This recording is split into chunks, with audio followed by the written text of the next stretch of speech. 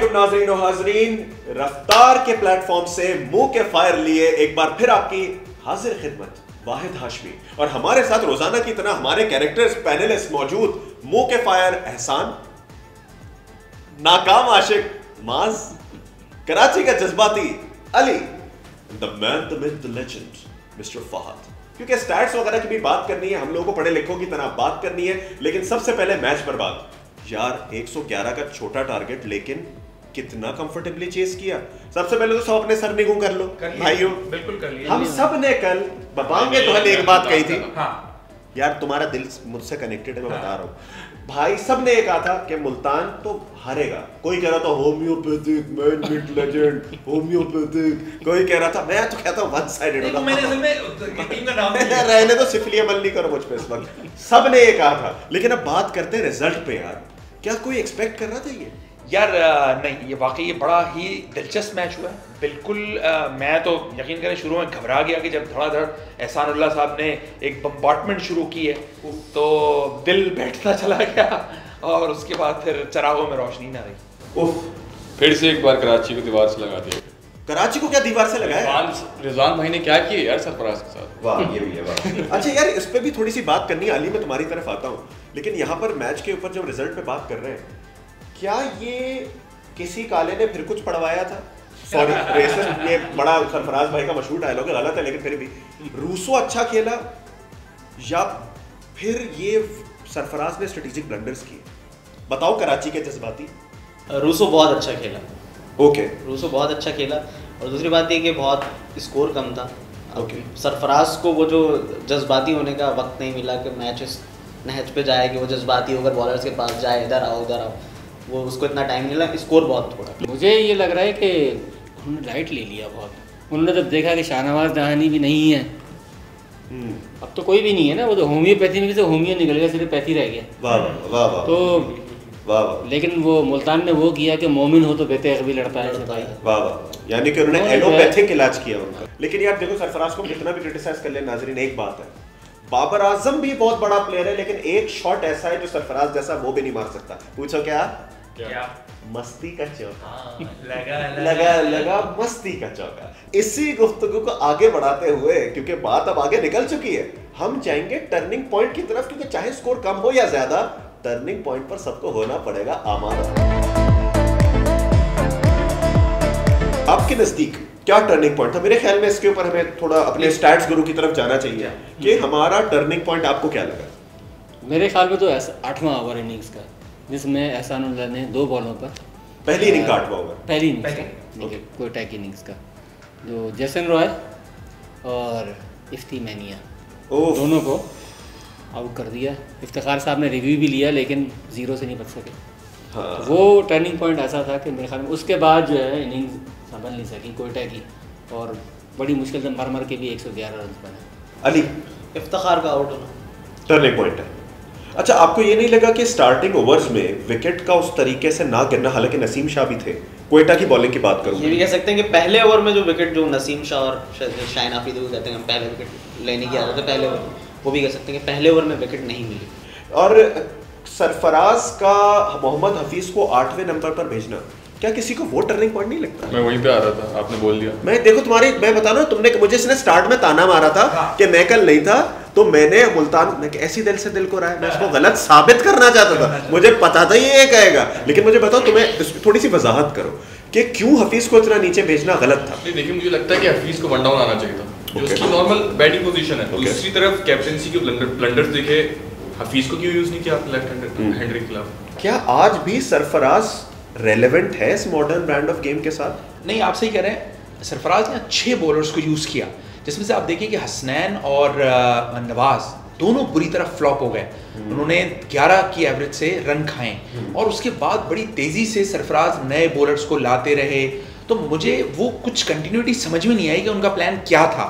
हम सरफराज को जहां पर इतना ये कह रहे हैं, वहां पर एक पॉजिटिव बात भी डिस्कस करेंगे। यार एहसानुल्लाह आए 145 से 150 के दरमियान गेंद की उन्होंने, और 5 फटका दिए यार।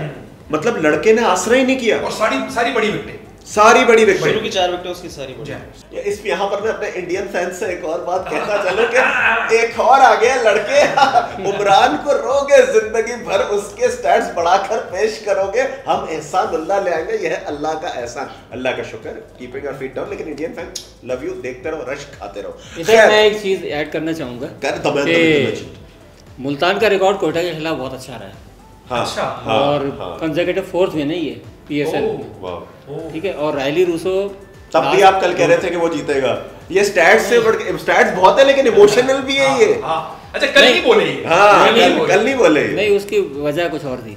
अच्छा ये हुब्बे सरफराज में कह गए। नहीं मुझसे बुलवाया गया था यार वो। बुलवाया गया था। बहुत अच्छी एक्टिंग करते हैं आप। और इसी एक्टिंग नोट पर हमारा अगला सेगमेंट जिसका आपको रहता है बेताबी से इंतजार, जो कि है प्लेयर्स के जूतों में, ताकि आपको पता लगे कि राइवलरी जो इस मैच में पर्टिनेंट थी उसमें उस वक्त जहन में उस प्लेयर के चल क्या रहा था। तो on the other side will meet you and players के जूतों में। हाँ तो भाई जॉगर पहन के आ गए हम लोग सारे प्लेयर के। अभी तक बदबू आ रही है क्योंकि मैच के बाद उतारा था, लेकिन मैं पहन के आ गया क्योंकि मेरी कमिटमेंट है, आपसे वादा था, सिर्फ आपकी मोहब्बत में। अब आते हैं प्लेयर्स के जूतों में। मैं बड़ी दहला देने वाली राइवलरी लाया हूँ आज, बहुत दिल दहला देने वाली। अमूमन राइवलरी अपोजिंग टीम में होती है, आज की राइवलरी जो प्लेयर्स के जूतों में है वो है हफीज वर्सेस सरफराज, दोनों एक ही टीम। ऑन गोल आज इसलिए क्योंकि ये इतना बड़ा मौका है, हफीज का रोल मैं खुद प्ले करूंगा। यार मैंने करना था यार, ये गलत बात है यार। ऐसी हमें इंटेंसिटी चाहिए कि हर बंदा बेताब है करने को। तुम ही करोगे हफीज मेरे रूठे आशिक। चले, हफीज और हमारे पास सरफराज। कराची का जज्बाती ही कर सकता है सरफराज, तो अली, सरफराज, आशिक, हफीज। स्टार्ट कीजिए हफीज। आप ये बताइए जब आपके साथ ये हो रहा था तो मेरा दिल टूट गया था, जैसे अभी भी टूटा हुआ। तभी देना छोड़ रहे थे तुम, बॉल पे बॉल छोड़ लेते इसीलिए। नहीं मुझे इतना नीचे भेजा गया, क्यों भेजा भाई? मैं ओपनर हूँ, मैंने आपको बोला कि मैं ओपनर हूँ, मुझे 8वें नंबर पे क्यों भेजा? मुझे क्यों निकाले? इन्होंने कहा ट्रिमर लाओ। तैफी भाई कुछ बोलो ना यार, क्या किया मेरे साथ? यार देखें हफीज भाई साहब, मैं सबसे पहले यही बोलूँगा कि आप एक तो देर से टीम में आए थे, तो मैंने ना पहले मैच का दिमाग बना के रखा हुआ था कि भाई मैं इस नंबर पे इसको भेजूँ। और मैं हूँ कप्तान, मुझे कहते हैं कप्तान। नाम मैं कप्तान नहीं हूँ लेकिन मुझे कप्तान कहते हैं, तो मैं उस हिसाब से लेकर चला भाई। और दूसरी बात है कि आप तो मुझे नंबर 1 समझते ही नहीं है ना, तो मैंने नंबर 1 कप्तान बन के दिखाया आपको। और आपका वैसे ही रिजवान से प्यार इतना है तो मुझे वैसे ही शक था आप पर, क्या आप कुछ गलत कराएंगे मुझसे। वाह वाह वाह वाह वाह, ये सारी बात। नाज़रीन और हाज़रीन, ये पुरानी ट्वीट का बदला लिया गया है जो कि आपको नजर आ रहा है। लेकिन मैं भी थोड़ा हफीज के शूज में आकर, मैं बता रहा हूँ ना, बदबूदार जॉगर, मैं भी आऊँगा हफीज के। यार सैफी, तुम्हें पता है कि मैंने तुम्हें जो है ना मुझसे कोई प्रॉब्लम है, ये मुझे पता है। और क्योंकि जब से मैंने ट्वीट किया है तो मुझे लगता है तुम्हें उस वक्त से मुझसे प्रॉब्लम है।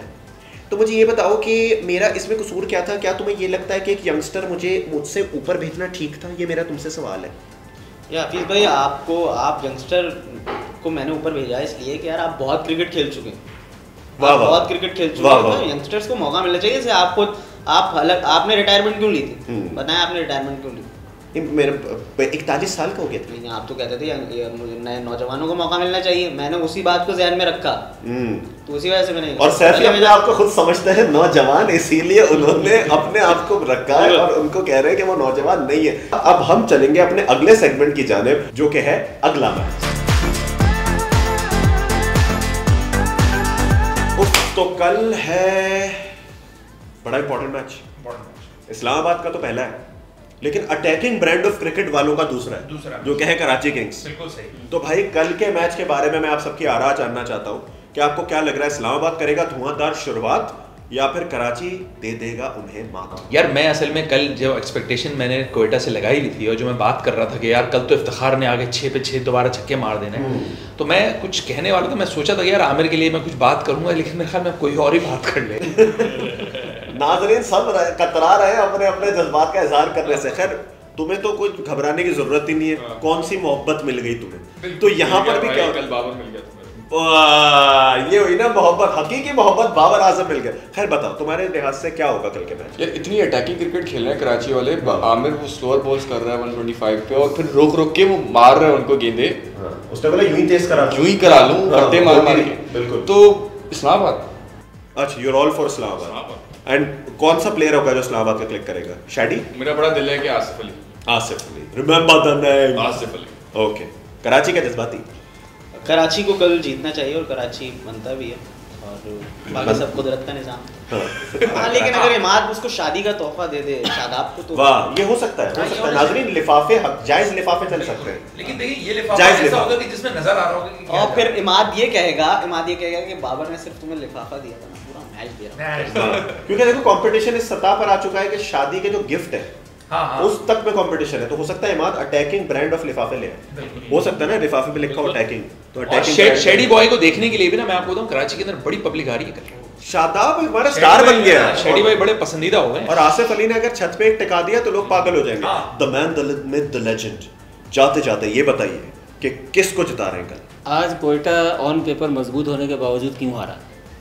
सरफराज नहीं, मुझे पता था ये स्ट्रेटेजी थी मुल्तान की। पीछे से इसने ना बंदे ने कुर्सी खींची है, मैं बैठ रहा था। बताए मुल्तान की स्ट्रेटेजी।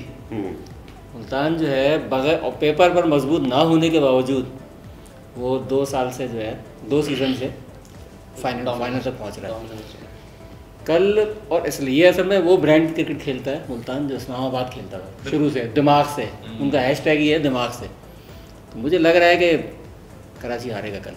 तो यानी कि कराची को जितवाने वाला सिर्फ एक जज्बाती है हमारे पास। कराची का -1 कौन हुआ इंजर्ड? हाँ, मीर हमजा इंजर्ड हो गया और पूरे सीजन से बाहर हो गया। मुझे तो प्लस नहीं, क्योंकि क्वाइट ऑनेस्टली देखो यार, जो भी है कराची वाले ना, कभी कभार हम लोग खुद कराची वाले ना, हम कभी कभार अनफेयर हो जाते हैं अपने होम बॉय को बैक करने में। मीर हमजा जो है, अगर आप देखो, एक तरफ नसीम शाह, एक तरफ मीर हमजा, कोई मुकाबला नहीं है। तो मीर हमजा गुड बॉलर, वो अपने आप को बैक कर रहे हैं, वो इस एज में इतनी फिटनेस रख रहे हैं, लेकिन मेरे ख्याल में उनके जाने से बहुत बड़ा फर्क पड़ना नहीं चाहिए ऑन पेपर, बिकॉज 2 लेफ्टी से कभी भी अटैक करवाया गया भी नहीं है। ये बहुत बड़ा एक्सपेरिमेंट भी है कि मतलब लीग क्रिकेट में जैसे मोहम्मद आमिर लेफ्ट करा रहे हैं तो हमेशा दूसरी तरफ एक राइटी बॉलर होता है, क्योंकि एटलीस्ट एंगल फर्क हो। मीर हमजा भी अंदर लाते हैं, मोहम्मद आमिर भी अंदर लाते हैं, दोनों मुख्तलिफ एंड से कर रहे हैं। ये एक बड़ी अलग सी चीज है।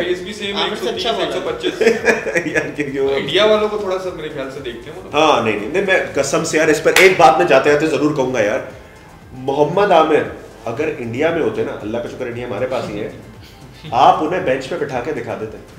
आप ये भुवनेश्वर कुमार वगैरह बातें कर रहे हो ना, ये सोचो मोहम्मद आमिर होते ना, अगर आप, ये हमारा जिगर है, हम बिठा सकते हैं। तो ये सोचना, हमारे पास या शुभमन गिल होता ना, हम बिठाते उससे, हमें जरूरत नहीं है, हमारा बाबर है, हम कहते हैं ये बात। लेकिन आपके पास आमिर होता, आप नहीं बिठाते। लेकिन फिर भी लव यू यार, पड़ोसियों देखते हैं। खैर, इसी रफ्तार से यानी इस्लामाबाद का पलड़ा यहाँ पर भी है भारी। देखते हैं कल किसकी जीत की है बारी। लेकिन इस तमाम बातों के साथ तेज रफ्तार गुफ्तगू करते हुए रफ्तार के प्लेटफॉर्म से अपने होस्ट वाहिद हाशमी को और हमारे पूरे पैनल को दीजिए इजाजत। कल आपसे फिर मुलाकात होगी मुंह के फायर में नई फायरिंग के साथ। तब तक के लिए अल्लाह निगहबान।